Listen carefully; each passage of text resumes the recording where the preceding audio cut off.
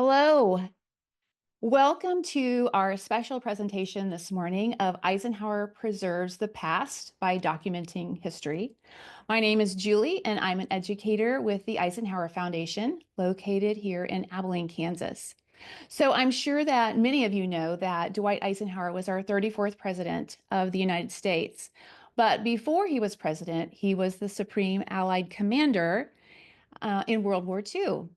So today we are commemorating the 80th anniversary of the Ohrdruf concentration camp. On April the 4th, 80 years ago, 1945, Allied forces discovered the Ohrdruf camp and liberated it. And then 80 years ago, tomorrow, on April the 12th, General Dwight Eisenhower visited the Ohrdruf camp. His insistence that what he saw be documented really started a chain reaction of events that impacted world history. If he had not taken the time to make that visit, would the world have known about all of the atrocities that happened to millions of innocent victims at the hands of Nazi Germany in those concentration camps? So today we are going to be taking a look at documentation specific to the Ohrdruf camp. These documents are called primary sources because they came directly from those who witnessed the atrocities of the Holocaust firsthand. So we're going to see how this documentation impacted the rest of the world, as well as those who saw it firsthand. And if you have that primary sources sheet that goes along with this program, you can use it to help you take notes on the various primary sources that you see today, kind of an example of the type of primary source that it is, and also how it helped your understanding of this topic. All right, so let's see how many sources we can find. I know the Holocaust is a pretty heavy topic, but I'm going to be asking you questions. I'd love for you to share some of your thoughts as well as the questions that you have for me.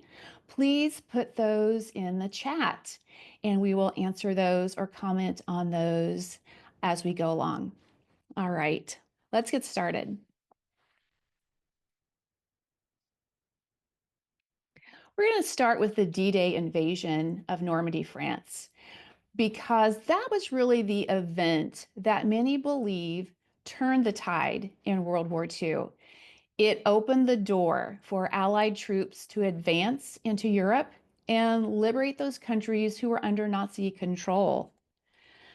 So the Nazi forces, led by Adolf Hitler, had been keeping the truth, really, about what was happening in concentration camps, not letting the outside world know, pretty much even covering it up as best they could.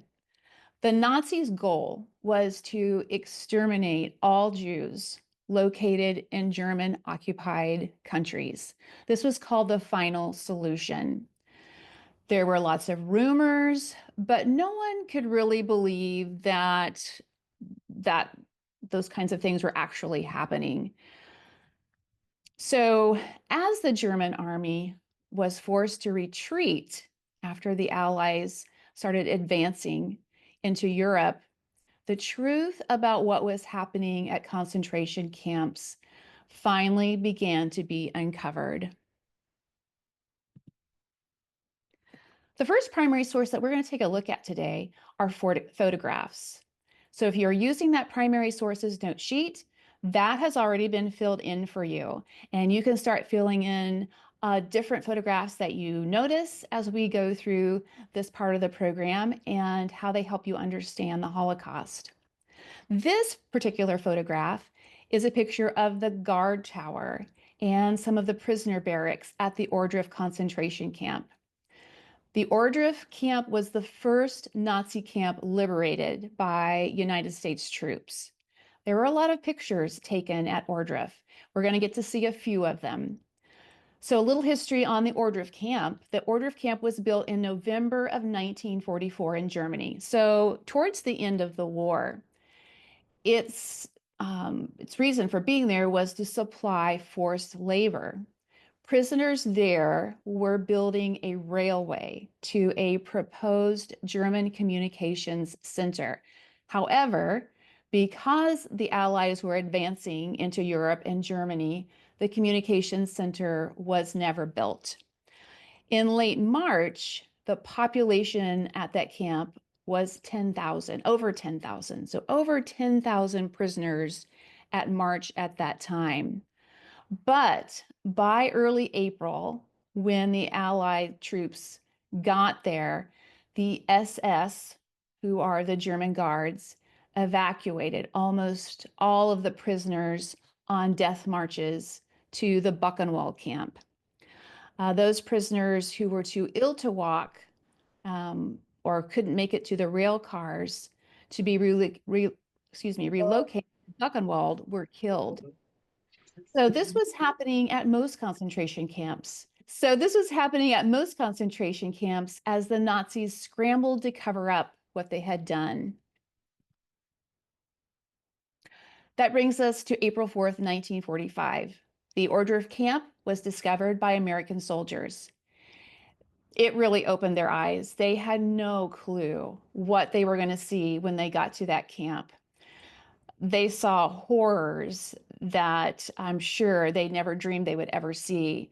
When the American soldiers entered the camp, they found the decomposing remains of hundreds of murdered prisoners, as seen pictured here.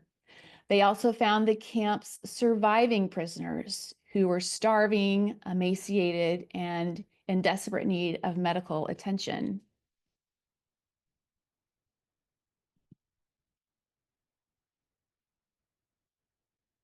And you can just see where they pretty much are scattered all over the ground, probably shot as the Nazi SS were leaving the camp.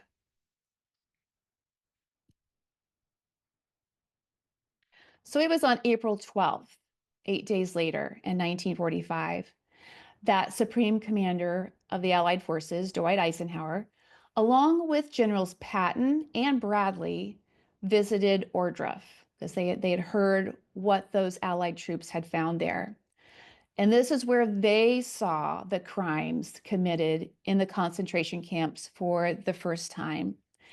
General Eisenhower was quoted, and it's written there on the slide, "Nothing has ever shaken me like this." And this is coming from a general who had seen a lot of war, had seen a lot of death and destruction, and yet this was incredibly impactful to him.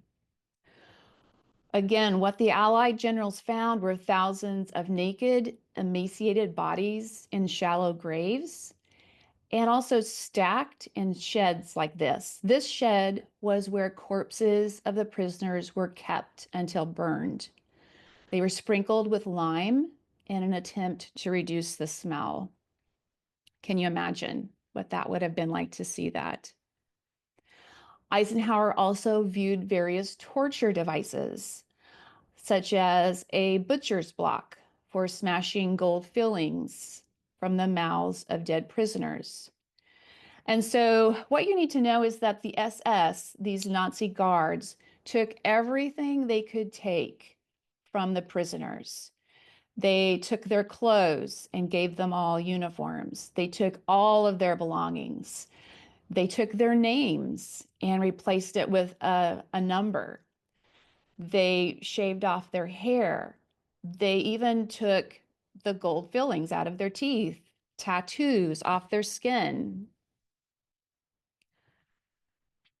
The German SS guards, the camp guards, quickly tried to make a grid from railway tracks that they could use to incinerate the corpses of the inmates from the mass graves.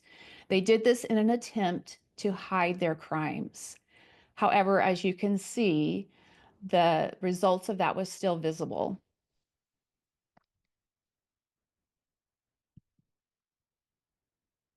This is a photo of the inside of one of the barracks where the prisoners stayed that shows their sleeping arrangements on the floor. So as you can see, no privacy at all. I'm sure it was not properly heated in the winter time. Basically, they lived kind of like animals in a barn. So we're about to see an original film clip, which is another example of a primary source. So if you're using that primary source sheet, you can list this as the second type of primary source, which would be a film clip. This film was taken the day that Generals Eisenhower, Patton, and Bradley visited the camp. And I'll let you know ahead of time that this film has no sound. So you're only going to be seeing what they took, the film, the things that they saw.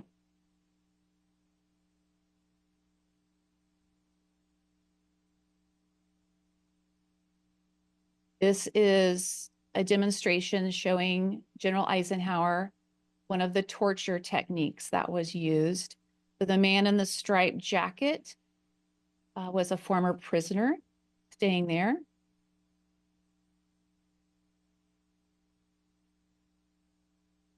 The man that they're talking to was also a former prisoner, viewing the bodies that had just been left on the ground after they were killed.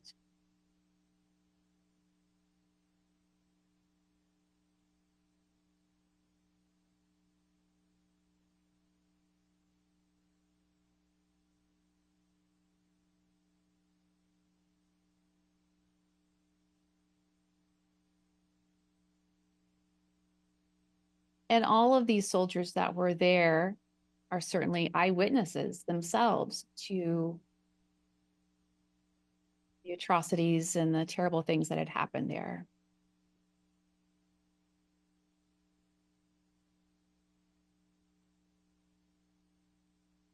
Generals are leaving the camp.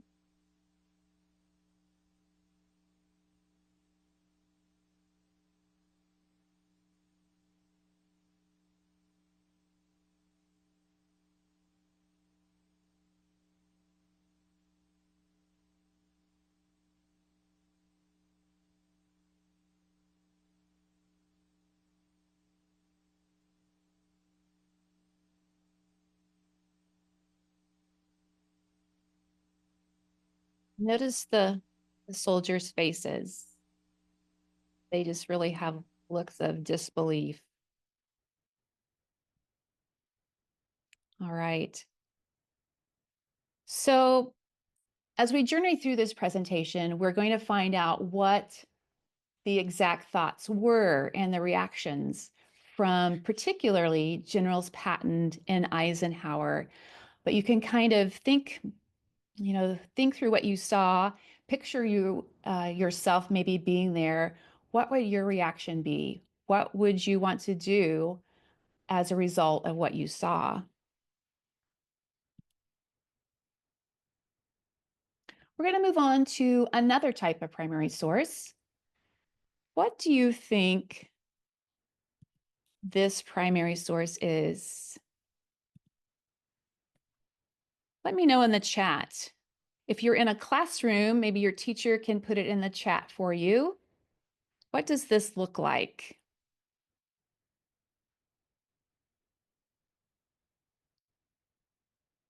Do you notice there's a date on that first page in the upper right-hand corner?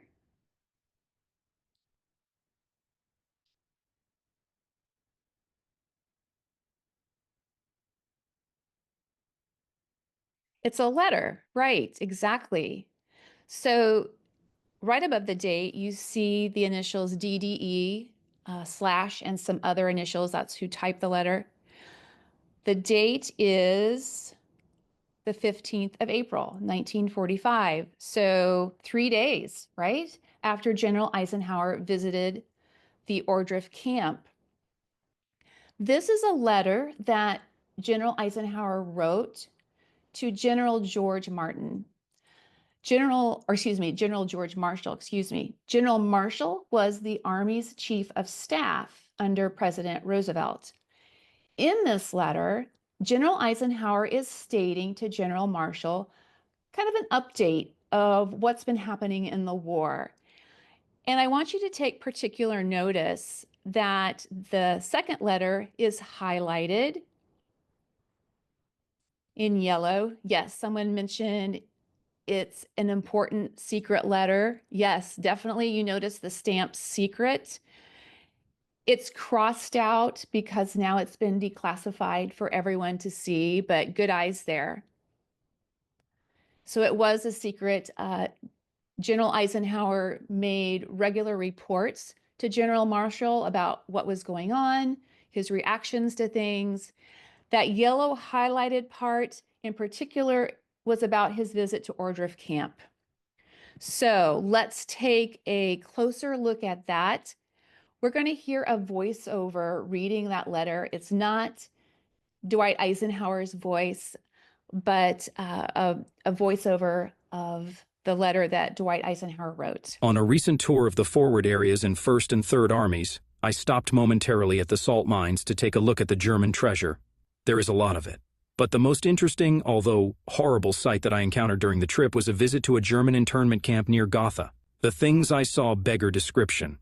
While I was touring the camp, I encountered 3 men who had been inmates and by one ruse or another had made their escape. I interviewed them through an interpreter. The visual evidence and the verbal testimony of starvation, cruelty, and bestiality were so overpowering as to leave me a bit sick. In one room where they were piled up 20 or 30 naked men, killed by starvation. George Patton would not even enter. He said he would get sick if he did so. I made the visit deliberately, in order to be in position to give first-hand evidence of these things if ever, in the future, there develops a tendency to charge these allegations merely to propaganda.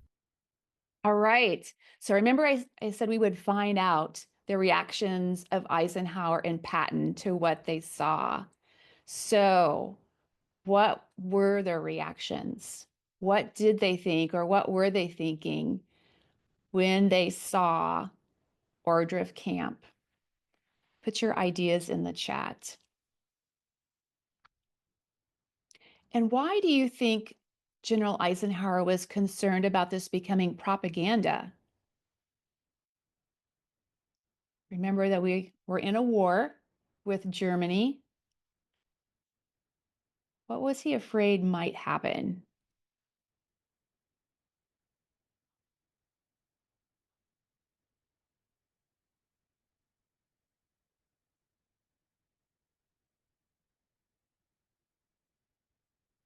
Patton had a pretty physical reaction to what he saw, right? He was afraid that he was going to get physically ill if he stayed. So he had to leave. So it was really up to General Eisenhower to be the eyes and take note of what was going on.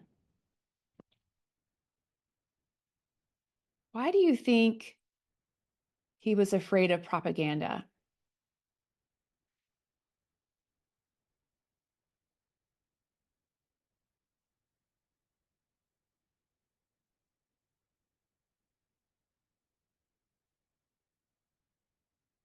People might say he was making it up, possibly. The Germans probably would say something like that, right? That never really happened.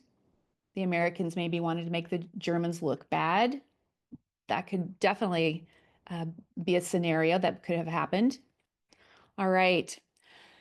So part of the excerpt of what we just read from that letter to Marshall is on the exterior of the Hall of Remembrance at the Holocaust Memorial Museum in Washington, D.C. Have any of you been to Washington, D.C. and have seen it?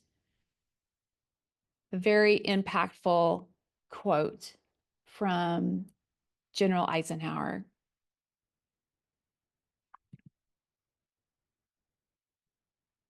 All right. We're going to take a look at our third primary source now. Does anyone have any guesses what this might be? Again, we have some special markings on this, some stamps put on it.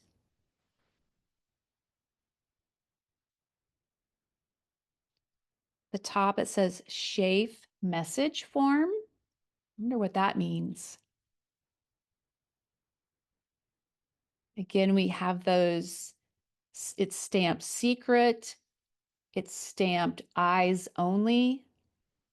So eyes only means that whoever received this was was the only person that could read it. It wasn't to be copied or made available to others to read. So again, yes, a very top secret document, right? Up in the upper right-hand corner, do you see the date?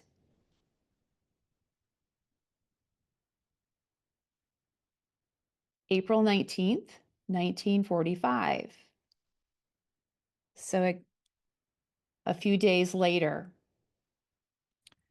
Does this communication look official or personal?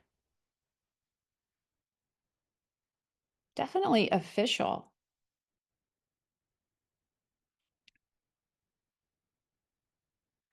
So this document is actually a cable from SHAEF. SHAEF is an acronym that stands for Supreme Headquarters Allied Expeditionary Force.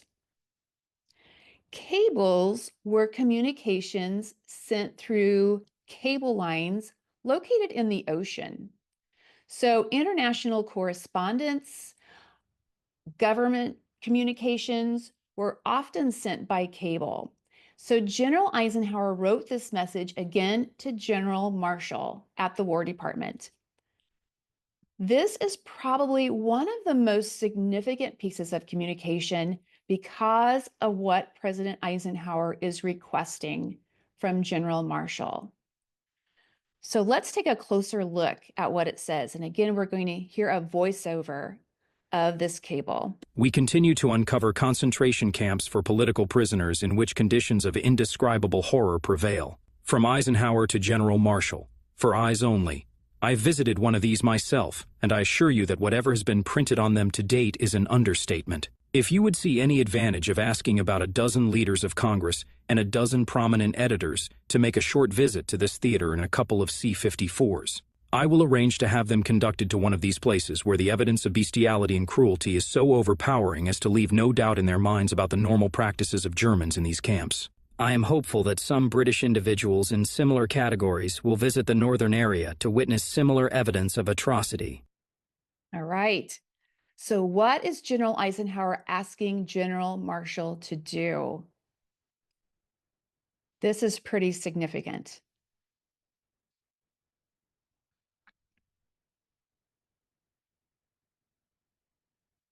Go ahead and put your answers in the chat.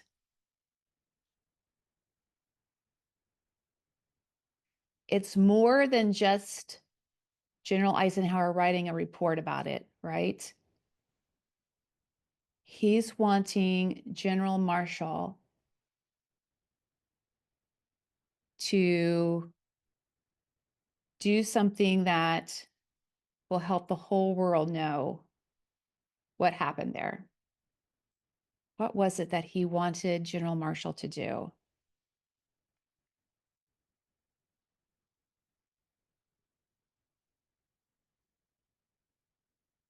In the cable, General Eisenhower talks about C-54s. Those are a type of airplane.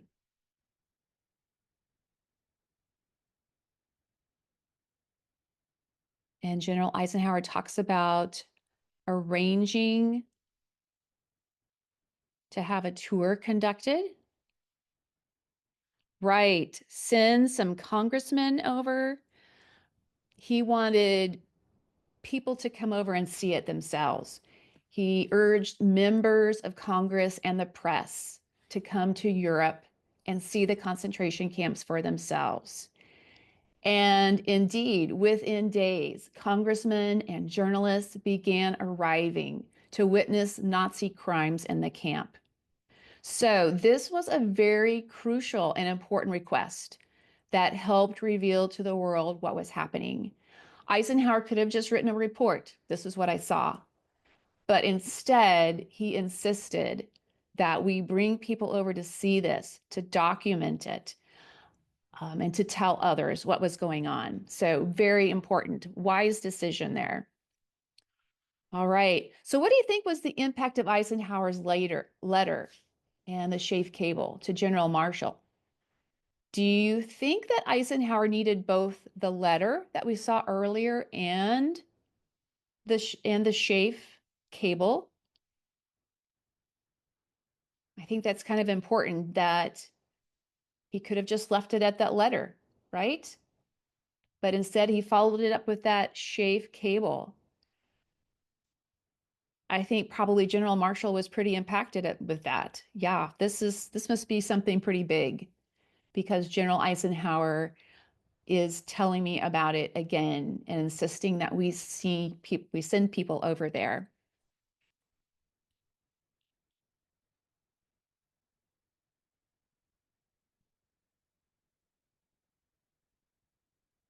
We're ready for another primary source. This is a newspaper article. Newspaper articles are often primary sources, but you have to have some careful discernment with newspaper articles. Some of them are, some of them aren't. Some articles may be opinion pieces. And if that's the case, they're a secondary source. This newspaper article was from Wednesday, April 11th, 1945. So the day before General Eisenhower's visit, exactly 80 years ago from today. It was written by an AP reporter, Colonel Hayden A. Scarl, whose armored forces discovered Ohrdruf. And so, since this reporter was actually there and witnessed the happenings, it is a primary source. The, the armored forces that entered Ohrdruf then went to the neighboring town of Ohrdruf. They rounded up 40 leading citizens from that town to tour the camp. They wanted them to see, hey, you were right here. Did you know any of this was going on? So they brought those 40 citizens into the camp, and Colonel Scarl wrote about that. So let's take a closer look at the citizens' reactions to the tour directly from this article. And again, this is a voiceover, just reading part of the article. At first, the Germans expressed disbelief, insisting, "The SS isn't like that." Later, they voiced disgust, with one doctor saying, "It's the work of beasts." The next morning, the Nazi mayor of Ohrdruf and his wife were found hanged. The army said it was suicide. Allied military government officials who found it difficult to get Ohrdruf citizens to cooperate said that now there are plenty of volunteers. News of the camp's discovery has spread up and down the front, and many hundreds of American soldiers who can get away from their war chores are visiting it. They leave in a grim mood. Okay, so were any of you surprised with the reaction of the Ohrdruf citizens? They didn't know that these things were going on either, did they? And what was their reaction when they saw it?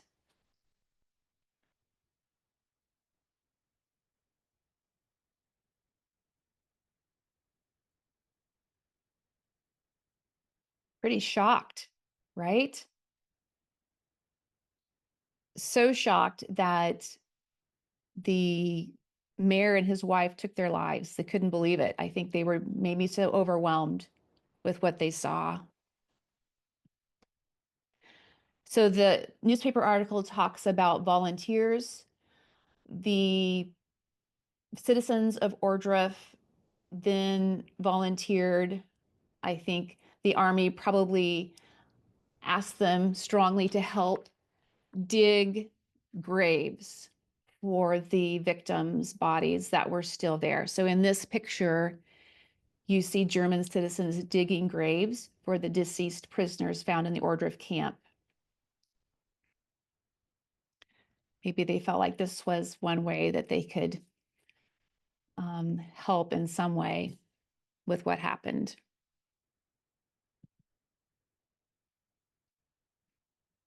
Soon after seeing Ohrdruf, Eisenhower ordered every military unit nearby that was not on the front lines to tour Ohrdruf. So besides citizens, besides congressmen and journalists, he wanted the troops to see what was going on. He wanted the troops to see this is who we're fighting against. This is what's happening. This is what we're trying to eliminate right here. We're going to hear a video of Frank Hamburger. He was serving in the 65th Infantry Division of the U.S. Army when he visited Ohrdruf Camp. And he describes some of what he saw. This is called an oral history, and it's another type of primary source. So you can write that down on your sheet if you're using that. It's an oral history. These types of primary sources can be very powerful because it's not just their words describing the event, but they're also reliving it as they tell you their story. And you can often hear the emotion in their voice. So let's hear from Frank. Well, we were in what was East Germany, and word came down that a camp had been opened up at a place called Ohrdruf, and that Eisenhower and several of the other generals had been there and suggested that every soldier who could possibly see the camp should go. And a day or two later, we were within a few miles of the camp, and I went over. Well, I guess as we came up the dirt road along a railroad track, there were bodies along in the ditch and on the edge of the road, evidently people that had been fleeing the camp and had died or been killed on the way. And then we went into camp, there were bodies laying all around, and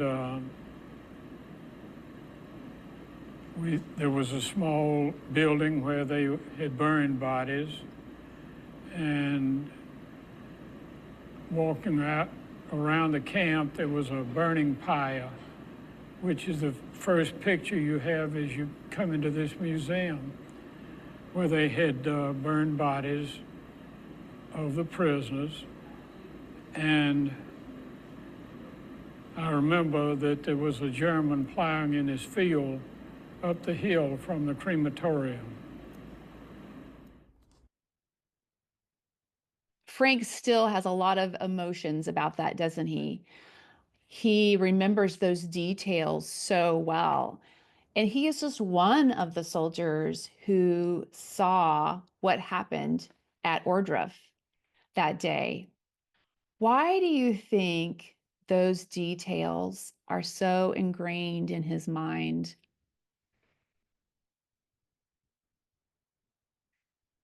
And do you think any of those soldiers had any idea what they were going to come across when they got to the Ohrdruf camp?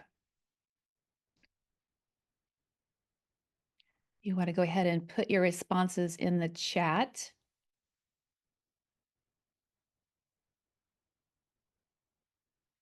This video was filmed, I think probably about 20 years ago. Many of the World War II veterans are no longer living. So we're very fortunate to have some of these oral histories on video for us to go back and listen to and see and learn about their experiences.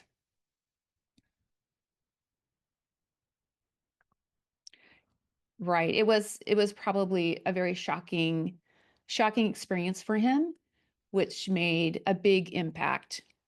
Absolutely. Just something you don't forget. Exactly. You can't forget something like that. So let's talk a little bit now about the impact on Eisenhower's insistence about documenting this and having others document this. So because of all of this, because of his insistence that soldiers come and see this, newspaper journalists come and see this, Congress people come and see this. He not only encouraged Americans to take a look at this, but he wanted British officials also, Russian, Soviet Union officials also to take a look at what was going on. The world soon realized what was happening under Nazi rule across Europe. All of this documentation did several things of historical significance. So, first, it revealed the horrors of the Holocaust to the world. There was no denying of what was going on in those concentration camps. It also impacted Allied war efforts. After seeing these concentration camps for themselves, Allied soldiers were more determined than ever to defeat Nazi Germany. And as General Eisenhower was quoted, we are told the American soldier does not know what he is fighting for. Now, at least, we know what he is fighting against. So they saw for themselves the horrible things that were happening. Third, it confirmed Allied intelligence reports. So we knew something was going on. Like I said earlier in this program, there were rumors about what was happening, but the rumors weren't rumors anymore. There are actual evidence that supported these rumors about what was going on in concentration camps. And fourth, it also provided documentation for Nazi war crimes. After World War II, the Nuremberg trials took place. During those trials, many Nazi officials were convicted of war crimes, and many of them were put to death because of those war crimes, partly because of the documentation that happened. I have never felt able to describe my emotional reactions when I first came face to face with indisputable evidence of Nazi brutality and ruthless disregard of every shred of decency. Up to that time, I had known about it only generally or through secondary sources. I am certain, however, that I have never, at any other time, experienced an equal sense of shock. So those words are from Dwight Eisenhower's book called Crusade in Europe. So that is our last primary source that we're going to be talking about today. This book is a primary source because it was written by General Eisenhower, who witnessed firsthand everything that he wrote about. Books, like newspapers, can be secondary sources as well. There are lots of books out there about World War II, about the concentration camps, written by people who may have done extensive research on that. But if they weren't there, if they weren't eyewitnesses, it's a secondary source. This is a primary source. And he's talking about the impact that seeing Ohrdruf had from his book Crusade in Europe. General Eisenhower never visited another concentration camp. Following World War II, General Eisenhower would become president and serve 2 terms. During his time as president, the Cold War really began to escalate with the Soviet Union. President Eisenhower was a strong believer in peace. He believed in peace and the use of diplomacy with other nations to resolve challenges. And he lived by this quote, "I hate war as only a soldier who has lived it can."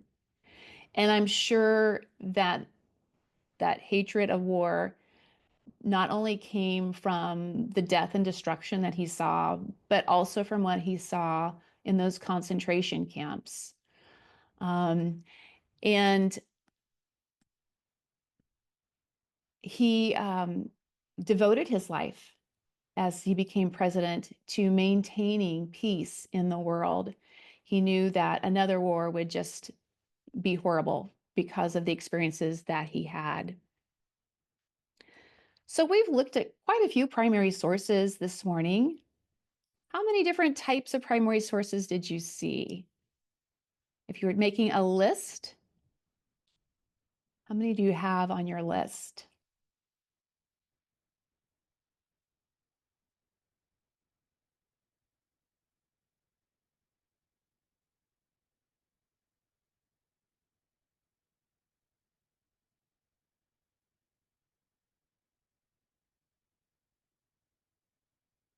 About seven or eight probably. We had photographs, we had the film, we had the official letter, we had the cable, we had the newspaper article, we had the oral history, and we had General Eisenhower's book. So lots of firsthand sources there that proved what happened in those concentration camps. Which one did you think was most impactful? I would love to hear your thoughts about that. Which one of those sources that we took a look at made the biggest impression on you, or you thought would be the most believable if people were taking a look at it or listening to it? Why do you think that? Put your thoughts into the chat. Which source do you think was most impactful?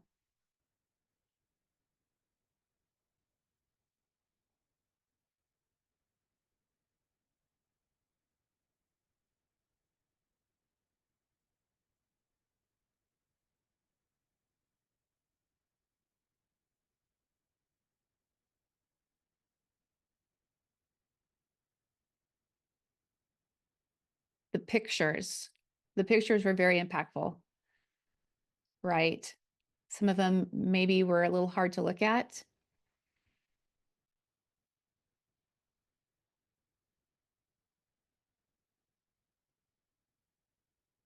The film, the thing about the film is that you see it in motion, right? You can almost picture yourself being there, taking a look at it yourself. Those are both very impactful primary sources. And I think for me, Eisenhower's words actually describing what he saw were also very impactful. The oral history to me was very impactful as well.